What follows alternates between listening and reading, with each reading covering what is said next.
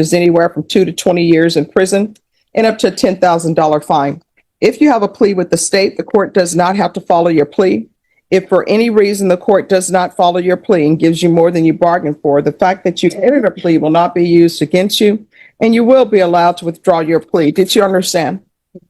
You have a right to jury trial, a right for you or your attorney to cross-examine and confront any witnesses the state would call, and the right to remain silent. By entering this plea, you're giving up those rights. Did you intend to give up those rights and enter into a plea in this case? Yes. Counsel, has your client been able to provide you with any defenses? Yes. Do you believe she has a rational as well as a factual understanding of the charges against her? Yes. Do you believe she's currently competent and was legally sane at the time of the offense? Yes. Ms. Adams, has anyone threatened you, coerced you, or placed you in fear to get you to enter this plea? No, ma'am. Anyone promised you anything other than the plea? No. Are you satisfied with the way you've been represented? Yes. If you're not a U.S. citizen, by entering this plea, you will be deported, denied naturalization, and reentry. Did you understand? Yes, ma'am. Did you understand that the court would grant your application for deferred adjudication? If for any reason your deferred adjudication were revoked, the court could find you guilty and sentence you up to 20 years in the prison and up to a $10,000 fine. Yes, ma'am. Court will find that defendant has knowingly and voluntarily waived her right to jury trial. Did you review the plea bargain page with your attorney? Did you understand it? Yes, ma'am. All right, off the record for a moment. It says it's running concurrent with a PF case. Where is that? It's in County Court 2. Okay, and that's the correct cause number? Mhm. All right. All right. And while the state is reviewing that, did you review the plea bargain page? Yes, ma'am. Okay, according to the plea, punishment is to be assessed at a $1,000 fine. There's no application for community supervision. The state recommends deferred adjudication. This will run concurrent with 2025 PF 40428. Court is being informed by defense counsel. That's a county court cause number. Yes, Judge, and that is the pre-file, but the filed case number will be 2025 CC 014365. 365. Yes. Any objections to the court adding that to the paperwork? No. All right. So, and it's to run concurrent with 2025 CC 014365, which is also 2025 PF 40428. And the state will take in consideration 2025 CR 010957. Did you understand that to be the plea? Yes, ma'am. Defense is at the plea? Yes. State is at the plea? Yes, sir. Did you review the waiver of appeal paragraph with your attorney? Did you understand it and sign it in both places? Yes, ma'am. By signing that, you're waiving your right to appeal. The only items that can be appealed are written pretrial motions that have been filed, heard, and ruled upon by the court. Did you understand?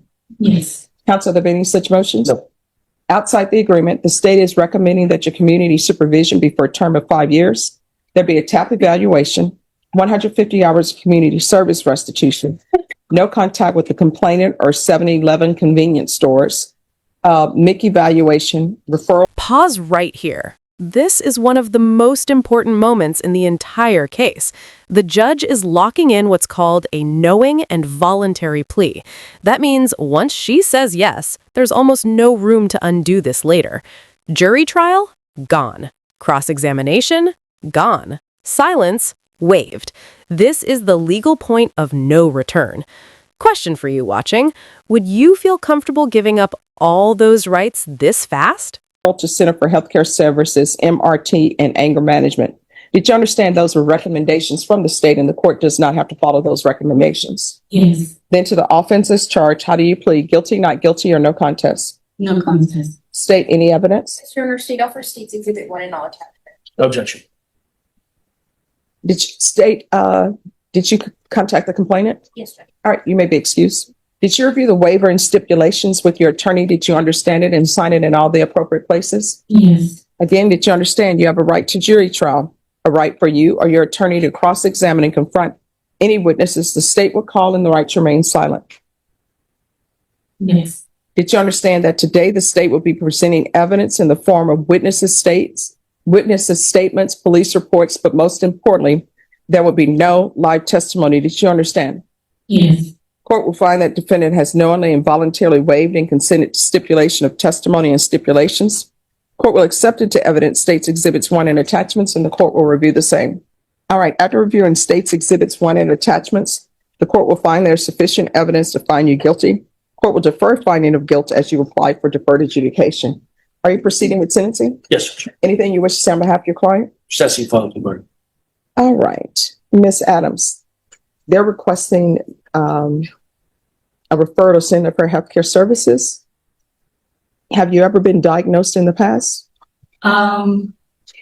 I've been diagnosed with depression through the military Okay. and anxiety, and I just recently had a baby, so postpartum. Okay. All right. So what branch did you serve in the military? Okay. I'm always wondering with the Navy, if you're on a submarine, I don't know if I'd be able to do that. So how long were you in the Navy? 7 years. Okay. And do you have family support here? No. Right. Where is your family? Which state? Illinois. Do you want to transfer back to Illinois? Okay. No, if you want to transfer back to Illinois, we can do that. So are you 100% sure that's what you want to do? It's up in the air. I have a house in Texas that I'm still trying to be able to do. Okay. All right. So this is what we're going to do.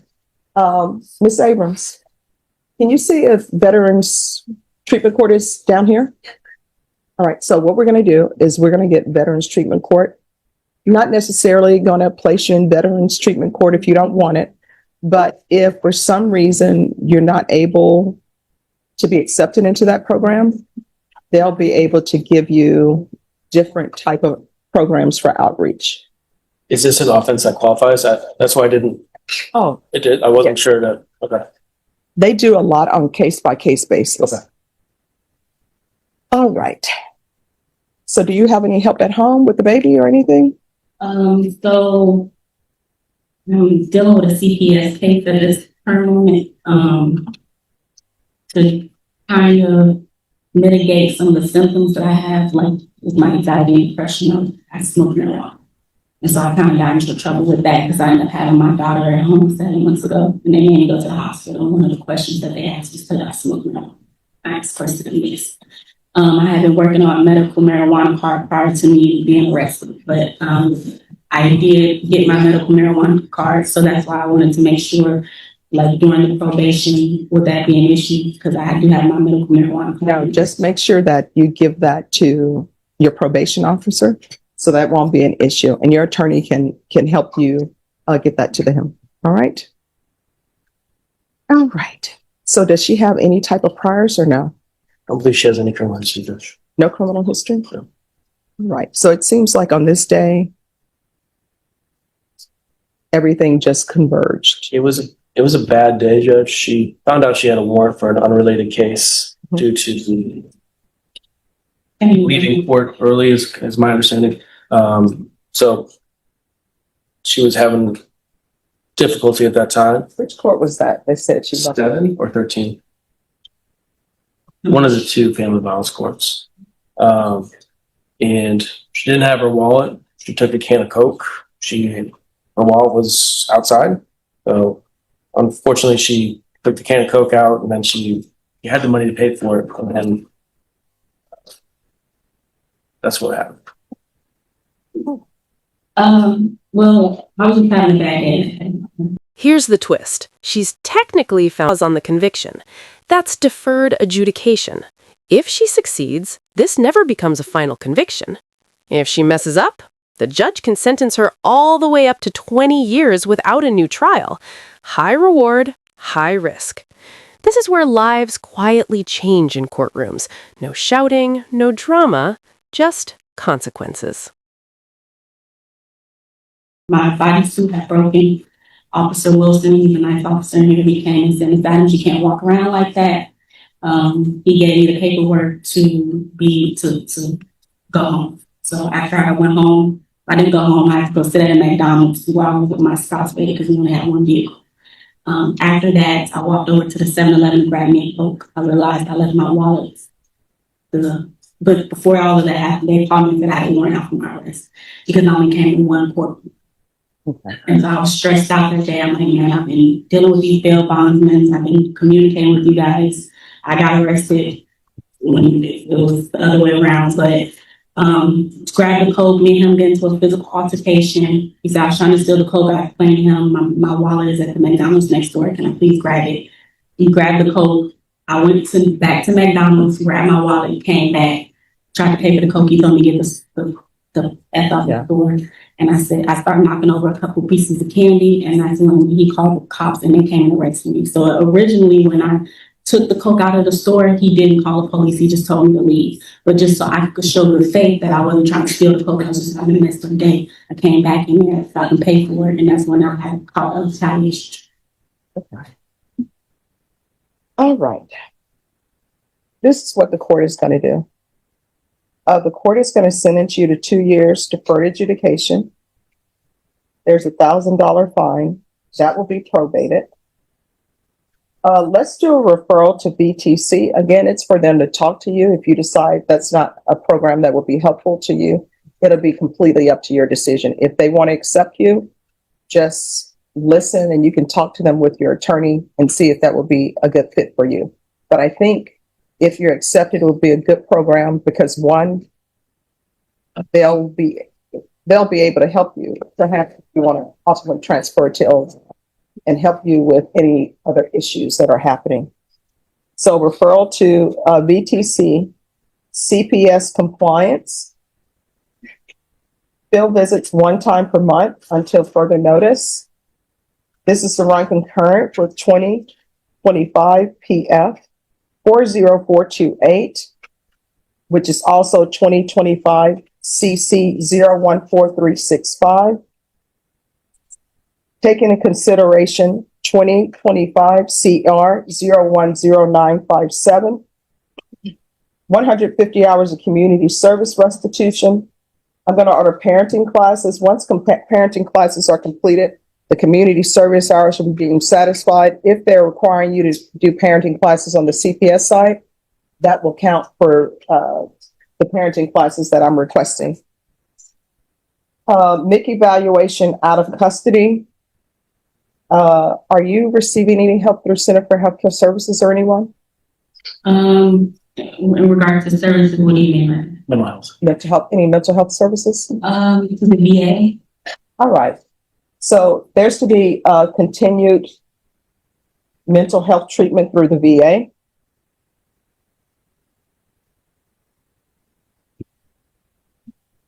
And I'm sorry, with the community service hours, once parenting classes are completed, 50 hours will be deemed satisfied. The remaining 100 hours will be deemed satisfied once anger management is completed.